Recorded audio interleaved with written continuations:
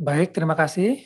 Selamat pagi. Assalamualaikum warahmatullahi wabarakatuh. Salam sejahtera Waalaikumsalam. untuk teman-teman semua. Terima kasih untuk Mas Azri dan kawan-kawan yang sudah mengundang saya untuk sharing hari ini di Kedai Reka ya. Jadi hari ini saya diminta untuk sharing pengalaman tentang strategi marketing, produk inovasi, dan teknologi. Nah, mungkin pertama untuk pengantar, jadi tadi sudah disebut kurikulum vitae oleh Mas Azri, tapi yang ingin saya highlight di sini mungkin adalah ini. Jadi kebetulan dari ragam pengalaman bekerja mulai akhir tahun 90-an ya sampai sekarang, itu alhamdulillah saya dapat kesempatan di beberapa bidang di teknologi. Jadi mulai dari research and development, kemudian juga itu terutama ketika di Belanda ya, ketika PhD, dan kemudian di 4 tahun pertama di ABB Swedia, itu di research and development, kemudian juga mengembangkan pengalaman di strategic technology program. Jadi satu langkah ibaratnya setelah R&D, yaitu membuat roadmap penelitian atau pengembangan teknologi yang lebih terstruktur, mendekati dengan kebutuhan pasar, kurang lebih begitu. Sekaligus juga business development. Nah, itu terutama di 2 tahun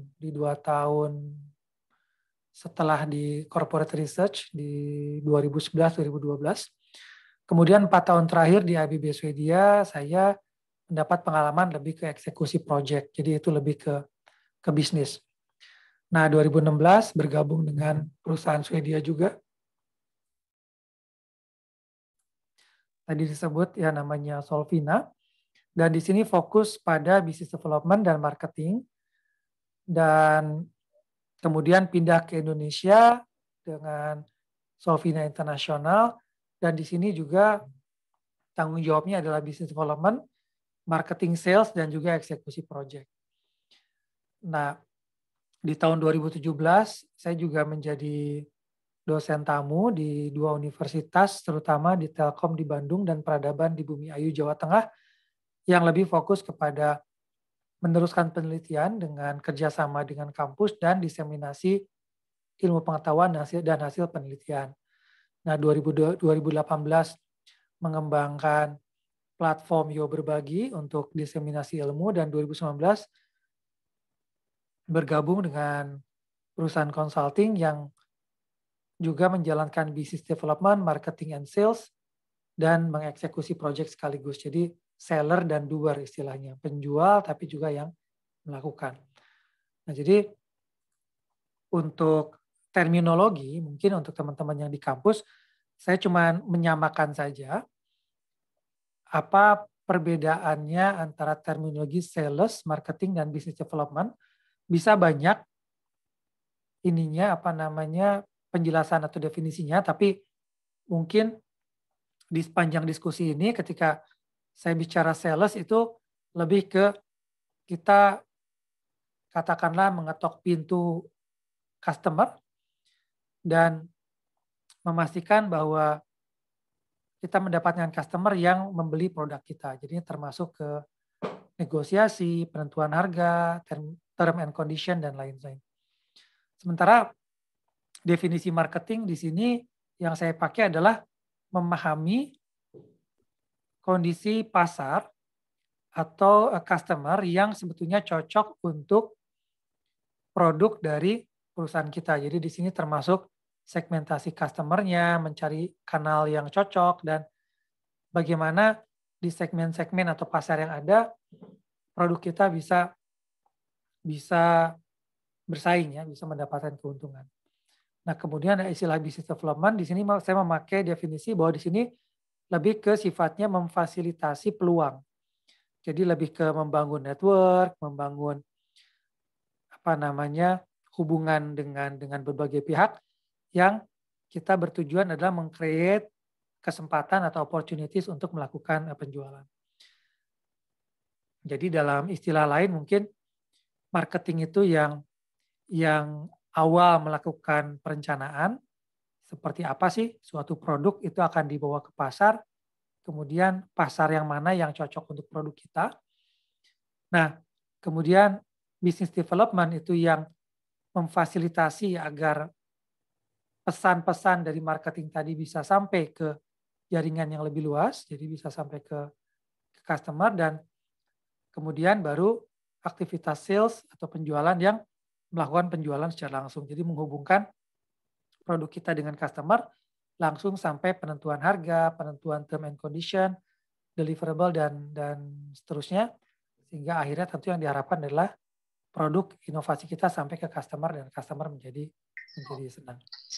Nah, dalam konteks ini yang kita bicarakan adalah strategi marketing. Jadi sebetulnya lebih ke yang terminologi kedua, di mana kita berusaha memarketkan, kita berusaha mencari segmen dari pasar kita, mana sih kira-kira yang cocok dengan produk kita. Nah, dalam kedai reka ini kita bicara, karena kita bicara kampus dan penelitian, kita bicara produk kita ini adalah produk inovasi berbasis sains dan teknologi, jadi berbasis ilmu pengetahuan. Makanya mungkin nanti juga sepanjang presentasi ini ada istilah technopreneurs gitu ya. Jadi di sini maksudnya adalah orang yang berhasil mengkomersialisasikan hasil penelitian atau pengembangan teknologinya. Jadi lebih bersifat peneliti yang membawa produknya ke arah komersial dan kemudian menjadi pengusaha itu sendiri.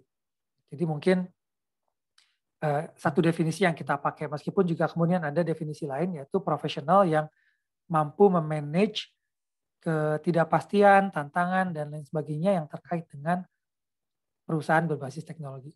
Nah, ini mungkin yang akan kita gunakan dalam membahas materi-materi yang diminta. Jadi di sini saya berusaha berbagi pengalaman tentang apa sih sebetulnya yang hal-hal yang dilihat oleh industri ketika mereka melihat proposal presentasi dan proposal kerjasama.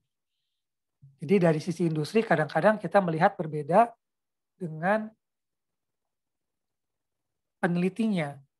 Nah, itu yang kita ingin bahas, sebetulnya poin-poin apa yang mesti di-highlight, kemudian hal-hal apa yang perlu disiapkan sebelum melakukan presentasi, dan tips serta trik memasarkan produk hasil inovasi kepada industri. Jadi bagian yang ketiga ini yang mungkin kita akan lebih fokus ke marketingnya dulu ya. Nah, mengenai outline sebetulnya ini akan dibagi dua, dan saya kira pertama materi pengantar dan teori ini mungkin lebih ke untuk mengenerate sekedar materi, sehingga saya harapkan kita bisa lebih banyak berdiskusi, pendalaman dari materi berdasarkan pengalaman yang mungkin bukan cuma dari sisi saya tentunya, tapi juga dari teman-teman yang punya pengalaman dalam melakukan penelitian, terutama di kampus. Nah, bagian pertama ini adalah inovasi dan korporasi. Jadi, sebagai bagian dari strategi marketing, di sini saya cuma sekedar pengantar kenapa sih sebetulnya korporasi besar itu perlu berinovasi. Nah, di sini ada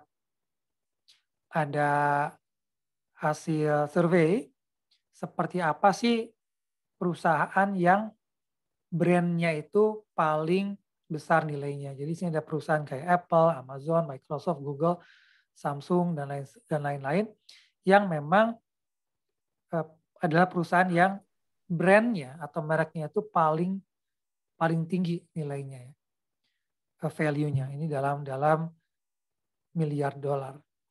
Nah, kalau kita lihat sekarang bahwa di satu sisi ada perusahaan yang brandnya paling bernilai ya secara komersial di dunia, tapi di sisi lain juga ini ada data mengenai perusahaan yang melakukan spending banyak untuk R&D.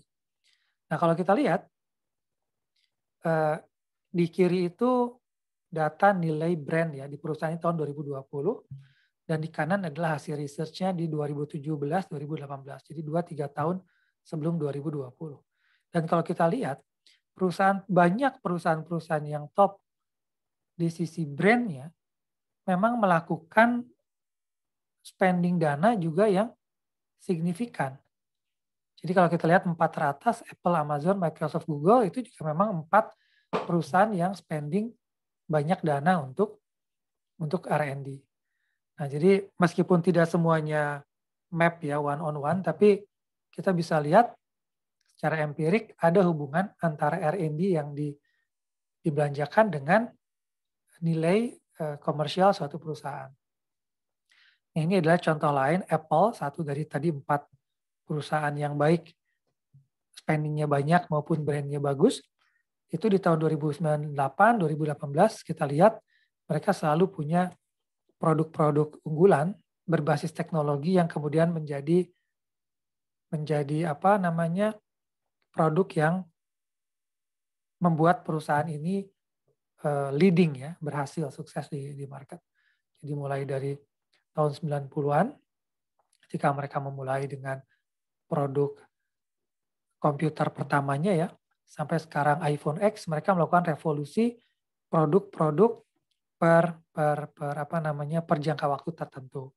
Dan ini secara teori sebetulnya juga cocok dengan apa yang namanya kurva S dalam fase teknologi inovasi. Jadi yang namanya inovasi itu selalu bermulai dari suatu starting up ya, sesuatu yang inovatif, yang value-nya mungkin masih sedikit, penjualannya masih sedikit, kemudian dia akan mulai growth, dia akan mulai tumbuh, kemudian mencapai level maturity, jadi level dia stabil. Nah, tapi pasti pada suatu titik, suatu produk itu akan mencapai stagnan, akan mencapai kurva di mana dia tidak lagi menarik customer. Nah, inilah yang dalam teori kurva S ini harus dibantu dengan kurva S yang baru. Jadi itulah yang dilakukan Apple, misalnya satu produk pertamanya mungkin tentu saja struggling gitu ya untuk bisa menjual, kemudian mulai laku, kemudian mulai menguasai market, tapi pasti suatu saat dia akan turun, akan stabil, stagnan, dan turun. Dan kalau perusahaan ini tidak melakukan kurva S berikutnya, jadi ini adalah satu kurva S gitu ya, maka dia tidak akan bisa survive. Nah, di situ ada istilah yang namanya inovasi dan disrupsi. Jadi di sini inovasi itu adalah melakukan perbaikan, tetapi disrupsi ini adalah melakukan perbaikan yang menyebabkan produk lama menjadi terlihat kuno. Jadi kalau inovasi ini perbaikan dengan tetap mempertahankan produk utamanya ya atau segmen pasar utamanya, nah disrupsi ini bisa dibilang mengganggu pemain lama. Nah, jadi dalam konteks itu, konteks hari ini kita bicara marketing inovasi, di sini kita bicara strategic technology program horizon itu ada 3. Nah, ini yang biasanya dilihat pihak industri ketika orang melakukan inovasi. Jadi ketika orang melakukan inovasi, buat pihak industri harus jelas dulu sebetulnya ini ada level mana. Apakah ini adalah level development atau pengembangan? Apa artinya? Artinya ini kita bicara short term. Jadi pengembangan itu istilahnya mungkin modifikasi yang sedikit-sedikit saja, pengembangan yang gradual terhadap produk yang ada atau teknologi yang ada, dan short term. Jadi dalam waktu sebelum 2 tahun, kita sudah harus bisa lihat hasilnya. Nah, kemudian ada yang kedua, research. Kalau buat industri, research ini oke, tidak harus langsung ada hasilnya, dan dia bisa medium term, 2-5 tahun, tetapi dia harus tetap ada di existing area dari bisnis industri itu sendiri. Nah, jadi ketika misalnya teman-teman ingin menjual proposal atau meyakinkan proposal pihak industri, harus jelas nih, ini sebetulnya development atau research. Kenapa ini penting? Karena itu menentukan nanti pengetahuan buat industri kapan dia bisa mengharapkan hasil inovasinya akan menghasilkan. Nah, kemudian selain itu juga berapa besar sih sebetulnya hasil yang bisa dihasilkan. Nah, yang ketiga ada yang namanya disruptive innovation. Jadi ini out of the box ya biasanya. Di sini adalah teknologi breakthrough. Jadi ini mengganggu existing market dan ini merupakan kadang-kadang membentuk suatu bisnis model yang baru. Nah, pihak industri ketika dia melihat pengembangan development, dia melihat short term, tentu saja dia melihat ini faktor resikonya lebih sedikit karena dia bisa cepat menghasilkan. Tapi kenapa mereka tetap mengejar research atau disruptive innovation? Karena dari situ meskipun lebih lama, tetapi diharapkan hasilnya bisa lebih besar karena kenaikan kalau kita lihat di kurva S tadi ya. Jadi ketika kita bicara development, mungkin kita hanya memperpanjang maturity saja. Memperpanjang level di mana dia sebelum dia retired. Tetapi kalau kita bicara research, mungkin kita bicara di level growth, dan disruptive kita bicara di level startup. Jadi hasil yang diharapkan bisa jauh lebih besar. Nah ini yang menjadi tantangan sebetulnya buat teknopreneur dan juga korporasi, bagaimana sih mereka mesti mensikapi research yang berbeda-beda itu. Nah, di situ kita bicara dalam level waktu ya, tadi kita bicara level berapa lama dan seperti apa hasilnya. Dan berikutnya adalah juga seperti apa penemuan itu relevansinya terhadap bisnis dari satu perusahaan. Jadi korporasi ketika dia mempunyai pengembangan teknologi, itu dia biasanya menggunakan mapping seperti ini. Jadi seperti apa sih relevansi dari teknologi yang dikembangkan itu terhadap bisnisnya. Dan kemudian seperti apakah kekuatan dari teknologi yang dikembangkan itu dibandingkan kompetitornya. Jadi ini kita bisa diskusi mungkin lebih panjang. Intinya adalah kita sebagai katakanlah peneliti pihak luar, kita mesti memahami sebetulnya teknologi yang kita kembangkan, inovasi kita itu seperti apa sih di peta perusahaan itu. Apakah kita sejalan dengan bisnis mereka, jadi tinggi relevansinya terhadap perusahaan. Kemudian apakah teknologi kita ini membuat perusahaan itu kompetitif terhadap pesaingnya. Nah, itu akan membuat strategi yang berbeda-beda dari perusahaan yang kita approach, kita dekati dengan untuk mengenalkan teknologi kita. Jadi kalau misalnya ini contoh, temuan kita itu sangat relevan terhadap bisnis dari industri yang kita dekati, dan industri kita itu tidak memiliki portofolio yang kuat terhadap pesaingnya, sangat mungkin mereka akan mengakuisisi teknologi itu. Nah, jadi sebagai pihak luar industri sebetulnya inilah yang biasanya paling menarik untuk kita approach. Atau yang kedua seperti ini. Jadi relevansinya tinggi, tapi perusahaan itu mempunyai paten yang portofolio teknologi yang bagus terhadap pesaingnya. Jadi mungkin kita bisa diabsorb di sini. Tapi biasanya yang terbesar peluangnya adalah di akuisisi. Nah, itu dari sisi perusahaan. Nah, sekarang ketika kita memulai strategi marketing sebagai inovator gitu ya kepada industri, apa sih yang perlu untuk dilakukan? Yang pertama adalah produk inovasi dan teknologi itu sendiri. Jadi mesti jelas dulu nih sama kita dan kepada pihak industri, sebetulnya produk kita itu apa sih? Apa sih yang mau kita tawarkan ya ke customer atau ke industri yang akan menjadi partner kita. Nah, ini sebetulnya suatu yang mungkin teman-teman sudah tahu ya, biasanya wartawan banyak pakai istilah ini 5W tambah 1H. Jadi ketika kita ingin menjelaskan produk kita ke customer atau ke industri dalam konteks ini sebagai peneliti yang ingin membawa inovasinya ke industri, sebetulnya mesti jelas dulu apa sih produknya gitu. Kemudian siapa yang akan pakai produk kita? Kenapa mereka customer di sini akan pakai produk kita? Bagaimana? Jadi how much, how many gitu ya, berapa harganya, gimana makainya, berapa banyak akan dipakai. Kemudian when, kapan akan dipakai dan di mana akan dipakai. Jadi ini simple, tapi dari pengalaman saya sebetulnya ya memang waktu saya di korporasi gitu ya, ketika kita menerangkan tentang suatu ide penelitian, ini sebenarnya slide-nya cukup 1 lembar. Jadi ada 1 lembar slide yang memang mengandung 6 poin ini. Jadi biasanya kita bantu sama 1 gambar gitu ya untuk memperlihatkan produknya, tapi sebetulnya nggak jauh-jauh dari jawaban atas 6 pertanyaan ini. Jadi kalau kita belum bisa menjawab ke 6 pertanyaan ini, ya itulah yang sebetulnya perlu kita persiapkan dulu sebelum kita memaparkannya ke customer atau ke industrial partner ya, potensial industrial partner. Jadi biasanya pertanyaan-pertanyaannya itu adalah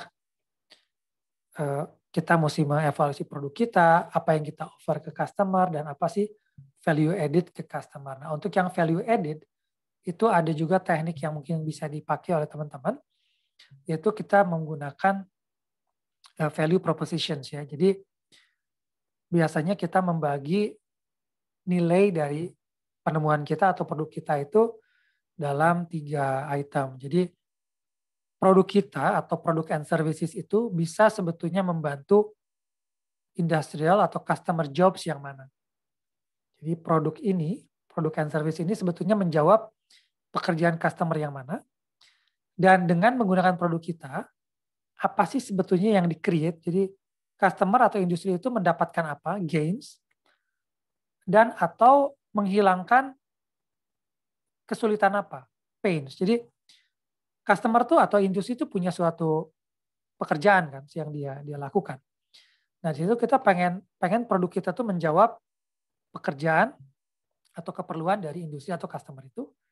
Dan di situ yang kita ingin lihat adalah apakah ada gain atau manfaat yang diperoleh atau kesulitan yang berkurang. Nah, ketika produknya sudah jelas, maka tahap presentasi. Tahap presentasi kepada industrial yang terpenting adalah bagaimana pesan ini nyampe dalam waktu yang singkat. Karena biasanya tidak cukup waktu lama untuk menjelaskan ke industri gitu ya, tentang ide kita. Jadi kalau kita punya report yang puluhan bahkan ratusan halaman, jangan dibayangkan industri punya cukup waktu untuk membaca secara detail. Jadi bagaimana secara cepat kita bisa membuat message kita itu tampil. Nah, biasanya di sini ada sedikit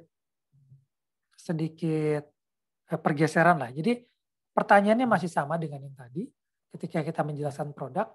Hanya biasanya yang terpenting di sini adalah kita mesti memberikan gambaran kenapa produk kita ini unggul terhadap yang lain. Jadi ketika kita sudah menjelaskan produk, untuk kita membuat message itu stick ya, jadi untuk membuat itu menonjol ke industri, kita balik urutannya. Tetap produknya apa, kenapa produk itu penting, bagaimana memakainya, who di sini siapa sih pesaing yang ada di pasar saat ini. Nah, di sini biasanya tantangan buat peneliti, karena biasanya peneliti ketika dia meneliti, dia memfokuskan lebih ke produk, biasanya kurang melihat ke katakanlah bisnis intelligence gitu ya. Padahal untuk membuat message kita, karena produk is satu hal, tapi ketika kita bilang bahwa produk kita ini jadi pesaingnya siapa, kapan dan bagaimana, misalnya dengan menggunakan pertanyaan bantuan seperti ini, kita bisa langsung menunjukkan kenapa produk kita itu atau inovasi kita ini istimewa. Jadi biasanya pertanyaannya di pasar tuh sudah ada siapa, apa kelebihan kekurangan mereka, apa kelebihan dan kekurangan kita. Nah, di sini biasanya harga dan fungsi yang sangat dominan. Setelah kita stick bisa menunjukkan message yang cepat, buat pihak industri, ini adalah masalah risiko. Jadi ketika kita menawarkan suatu produk inovasi yang baru kepada industri melihatnya sebagai risiko. Kenapa? Karena yang namanya produk inovasi itu kan namanya juga inovasi, artinya belum terbukti di lapangan. Masih banyak uncertainty, masih banyak ketidakpastian. Nah, bagaimana kemudian industri akan melihat apakah suatu produk ini memiliki risiko? Di sini pertanyaan yang ke-6 itu tetap relevan, tapi teman-teman akan lihat sekarang siapa yang melakukan itu akan menjadi hal yang penting. Baru barangnya, why-nya, dan seterusnya. Kenapa? Karena biasanya ketika kita menawarkan suatu produk, biasanya inovasi itu kalau untuk orang industri itu too good to be true. Jadi kita menjanjikan banyak sekali keistimewaan-keistimewaan yang belum kelihatan hasilnya. Wajar, kan ini masih hasil penelitian. Nah, sehingga sangat penting kemudian untuk mengecek rekam jejak inventor. Jadi CV-nya, kemudian referensinya, kalau dia punya karya ilmiah sebelumnya, rekam jejak inventor ini yang kemudian didukung dengan juga masalah legal, seperti apa hak paten kekayaan intelektualnya, apakah sudah diamankan, kemudian apakah ini sesuai dengan regulasi yang ada, itu yang kemudian bisa membuat industri lebih percaya dan dia akan melangkah ke arah analisis finansial. Karena bagaimanapun, resiko terhadap inovasi selalu di masalah ujung-ujungnya finansial. Kita tidak tahu marketnya akan seperti apa. Kita tidak tahu apakah market akan membeli atau tidak. Kemudian kita juga belum tahu perkiraan besarnya seperti apa pasar untuk produk baru kita ini. Dan bagaimana kalau ternyata gagal, kita sudah mengembangkan tidak laku. Dan bagaimana juga pengembangannya di level pengembangan produk dan seterusnya ya sebelum investasi dibuat. Nah, jadi ini mungkin saya skip aja, ini untuk diskusi, ini sebenarnya lebih ke bagaimana kita menilai bahwa produk kita itu kompetitif. Tetapi di sini saya mau menutup produk ini. Kenapa kemudian dengan tantangan yang ada menjadi menarik buat kita membisniskan inovasi teknologi. Jadi inovasi teknologi itu kekuatannya adalah biasanya dia hasil dari penelitian atau pemikiran yang panjang ya. Jadi tidak mudah ditiru karena dia solid. Dan dia mempunyai peluang bahwa begitu menemukan pasar yang tepat, pertumbuhan pasarnya itu akan bernilai eksponensial. Jadi pertumbuhan pasar yang besar. Nah, tentu saja kelemahannya itu menuntut banyak sumber daya.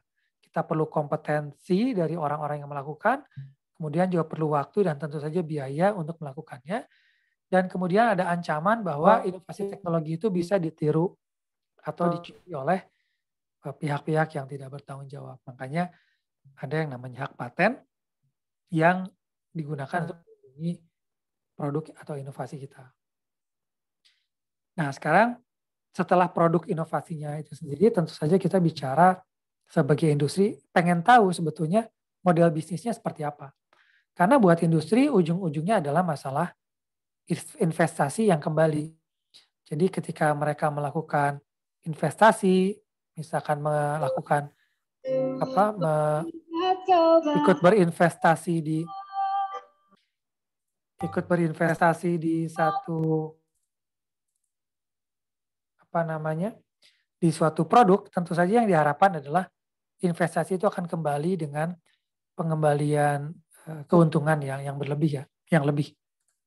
Nah, di sini sebagai inventor kita perlu membuat suatu kasus bisnis. Jadi di sini kita perlu melakukan satu step tambahan, seperti apa analisa produk kita, seperti apa model bisnisnya, bagaimana project planningnya, perencanaannya, dan bagaimana visibility-nya. Ujung-ujungnya untung kira-kira prediksinya atau tidak. Jadi pada tahap product definition analysis ini, kita perlu jelas misalkan produk kita itu keuntungannya apa aja. Fungsi-fungsinya seperti apa. Kemudian customer-nya yang akan menggunakannya kira-kira siapa. Pesaingnya siapa saja. Kemudian bagaimana nanti level kira-kira harganya. Bagaimana kita bisa mengetes konsepnya. Di business case yang tadi kita harus melihat seperti apa sebetulnya value yang kita tawarkan ke customer. Dan kita membuat planning. Jadi di sini kita tidak berhenti di analisa atau definisi dari keunggulan produk kita, tapi kita jelas planningnya. Kita mau ngapain dulu di tahap awal. Misalnya pertama kita mau mendevelop supaya produk kita lebih user friendly misalkan. Kemudian kapan itu akan dilakukan, resource-nya seperti apa, dan kapan akan ada hasilnya. Ini nanti yang akan menjadi masukan buat industri, sebesar apa mereka perlu melakukan investasi katakanlah di produk kita. Dan kapan bisa mulai menjual, menghasilkan. Nah, terakhir tentu saja feasibility review. Di sini adalah hasil analisa akhir bahwa ujung-ujungnya seperti apa sih prediksi keuntungan pengembalian investasi yang kita lakukan, yang kita dapatkan dari penelitian atau inovasi yang kita lakukan.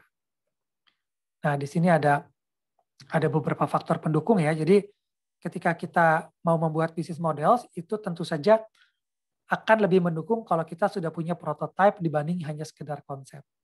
Atau ketika kita sudah punya pilot project, jadi sudah punya contoh implementasi dari produk kita, atau ketika kita mempunyai penjualan awal. Jadi misalkan ada 1-2 produk awal kita yang sudah dibeli. Ini akan mendukung, menunjukkan bahwa bisnis model kita jalan. Makanya cukup atau sangat penting untuk mempunyai contoh gitu ya, contoh prototype atau pilot project atau early sales, karena itu akan meyakinkan industri bahwa memang konsep kita ini tidak hanya konsep tetapi sudah ada buktinya. Nah, yang ketiga, setelah misalkan oke produknya jelas, bisnis modelnya jelas, satu lagi yang penting buat industri adalah untuk melihat estimasi pasar, karena menjual saja itu hanya membuktikan bahwa ada yang memang betul ada yang memerlukan produk kita, tetapi estimasi pasar ini diperlukan untuk menilai sebesar apa sih sebetulnya profit, karena sekali lagi industri komersial itu bicara profit ya, profit yang bisa diharapkan. Nah, di sini kita biasanya melakukan apa yang namanya market forecast. Jadi kita bilang yang kira-kira membutuhkan produk kita itu marketnya di mana, pasarnya sebesar apa, berapa kebutuhannya dalam 5-10 tahun ke depan, dan dari sini kita bisa menilai bagaimana pertumbuhannya, dan yang terpenting berapa sih sebetulnya nilai pasar dari produk kita. Dan ini ya gampang-gampang susah, mungkin nanti kita bisa diskusi. Dari pengalaman saya di korporasi, memang ini ya sebetulnya kita juga hampir semacam negosiasi ya. Jadi kita memberikan data-data, nah kita memberikan data-data atau experience kita atau matematik atau bahkan kadang-kadang subjektivitas seperti apa sih market pasar inovasi kita. Misalnya kita menemukan suatu produk yang kita bilang atau kita yakini sama-sama dari experience kita, dari perhitungan matematika, dari data yang ada, ini mempunyai nilai pasar 10 tahun ke depan misalkan 10 miliar. Nah, tentu saja itu berbeda dengan yang nilai pasarnya dalam 10 tahun 100 miliar rupiah atau 1 miliar rupiah atau 1 triliun. Kenapa? Karena itu akan menentukan berapa sih sebetulnya investasi yang bisa kita keluarkan di awal. Jadi itu memang masih berupa harapan, tapi itu penting. Dan disinilah sebetulnya reality check ya. Jadi industri itu ujung-ujungnya akan melihat along the way seperti apa sih sebetulnya pasar yang kita prediksi terhadap penjualan produk atau inovasi kita. Nah, ini yang mungkin ini tahap yang terakhir, tapi dari pengalaman saya ini yang sebetulnya sering dilihat oleh pihak industri. Jadi pihak industri betul, dia melihat bahwa teknologi itu baru, bahwa teknologi itu berfungsi dengan baik, kemudian bahwa betul bisnis modelnya itu berjalan, ada customer yang tertarik, tetapi yang terakhir dan sebetulnya paling penting untuk meyakinkan mereka berinvestasi adalah sebesar apa pasar yang mungkin dicapai oleh inovasi ini. Nah, ini yang terakhir, jadi saya ingin menutup dengan topik-topik diskusi ya. Jadi yang pertama, ketika industri melihat presentasi dari suatu inovasi, ada beberapa resiko dari industri ini ya. Yang pertama adalah ketika si industriawan ini tidak melihat dia tidak melihat potensi dari inovasi itu. Jadi dia nggak punya sense untuk menghargai suatu inovasi, karena dia nggak kebayang ini produk gimana bisa menguntungkan, gimana pasarnya bisa besar gitu ya.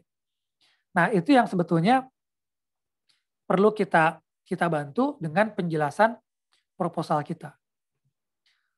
Jadi semakin baik proposal kita akan membantu aktor-aktor ini melihat opportunity dari suatu penemuan. Tetapi ada juga tantangan yang di mana industriawan ini tidak mau atau tidak punya ambisi untuk menangkap opportunity itu. Biasanya ini terjadi karena kita bicarakan di suatu korporasi itu banyak pihak ya. Ada pihak yang misalnya dia lebih ke sifatnya penjualan, ada yang sifatnya lebih ke quality control gitu ya. Nah, ini biasanya perlu diatasi dengan mencari partner yang kontak person yang tepat di satu korporasi. Karena biasanya ada memang pihak yang cenderung pasif gitu ya. Karena dia memang bidang pekerjaan yang menentukan yang dia harus hati-hati, tapi ada yang lebih ambisius. Biasanya orang yang lebih ambisius itu yang ada di business development, corporate strategy. Jadi itu yang perlu kita kontak. Nah, yang ketiga adalah capability dari perusahaan itu. Dia tahu manfaatnya atau peluangnya, dia juga punya keinginan, punya ambisi, tapi dia tidak punya kemampuan untuk melakukan pengembangan itu. Nah, untuk yang ketiga ini ya, kita memang mesti melihat perusahaan yang mempunyai kemampuan cocok dengan bisnis model dan market valuation yang kita perkirakan. Nah, ini sekedar penutup bahwa dari sisi penutup sebagai aktor ya, bahwa ujung-ujungnya ada orang yang berhasil gitu ya memasarkan inovasinya, dan kata kuncinya di sini adalah dia mempunyai 3 hal ini. Dia bisa lihat opportunity, dia punya ambisi, dan dia punya capability untuk menjalankan. Kalau 3-tiganya ada, maka akan tercapailah inovasi-inovasi yang kita mungkin sudah sering dengar sekarang ya, ada terutama Tesla gitu, menjadi inovasi yang juga bernilai komersial sangat tinggi. Dan itu tadi masalah aktornya. Yang kedua, sekali lagi ingat bahwa untuk industri kita bicara perspektif ekonomi. Jadi selalu ada keinginan untuk memaksimalkan profit. Kemudian juga profit ini terus maksimal dalam jangka panjang, yang pada saat inovasi biasanya ada internal konflik antara profit dengan value dari teknikal. Nah, ini juga biasanya satu hal yang nanti akan menjadi tantangan. Biasanya nanti arahnya ke sejauh mana kita mesti mendevelop untuk target-target tertentu, untuk market tertentu.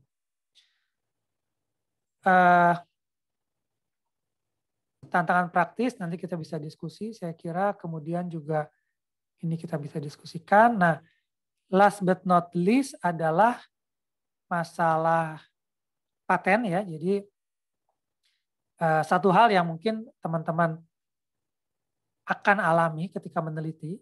Jadi untuk industri menjadi penting suatu produk ini mempunyai nilai kompetitif yang tinggi, dan salah satu karakter dari penemuan itu memiliki tingkat kompetitif yang tinggi adalah tidak bisa ditiru. Nah, jadi paten ini di sini berfungsi untuk mengamankan produk kita sehingga dia tidak mudah ditiru. Jadi mungkin nanti kita bisa diskusi lebih banyak tentang bagaimana paten itu berperan dalam meyakinkan industri ketika kita melakukan marketing inovasi dan produk kita ke industri. Oke, itu penutup. Dan untuk teman-teman yang mau lihat lebih banyak tentang how to turn technology into business, mungkin bisa ke channel YouTube saya di YouTube Yo Berbagi. Di sini saya sudah merekam sebetulnya beberapa video tentang lebih detail tentang apa yang saya ceritakan sekarang. Jadi bagaimana mengkomersialisasikan penelitian dari kampus, bagaimana memanage penelitian di perusahaan, mengenal hak paten, dan lain sebagainya. Jadi mungkin nanti kita bisa diskusi tentang, balik lagi ke sini, jadi tadi sebagai pengantar, dan terima kasih. Assalamualaikum warahmatullahi wabarakatuh. Silakan apabila ada pertanyaan. Waalaikumsalam.